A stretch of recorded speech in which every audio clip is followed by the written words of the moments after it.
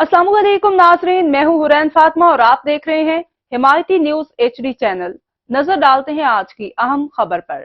राहज़नी की वारदातों में मुलविस मुलजिम गिरफ्तार, छीनी गई 125 मोटरसाइकिल और डंडा बरामद, 3 मुसल्लह साथी मौका से फरार।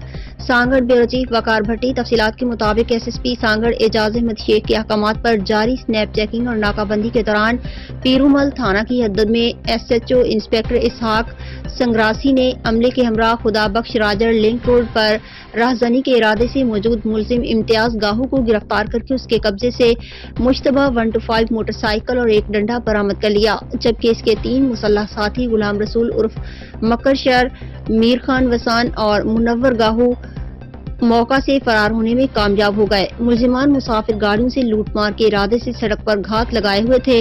मुलजिमान के खिलाफ पीरूमल थाना पर डकैती के इरादे की दफात के तहत मुकदमा दर्ज करके तहकीकात शुरू की गई हैं, जबकि दीगर मफरूद मुलजिमान की गिरफ्तारी के लिए छापों का सिलसिला जारी है। अब तक के लिए इतना ही। मजीद खबरों और अपडेट से बाखबर रहने के लिए देखते रहें हिमायती न्यूज HD चैनल।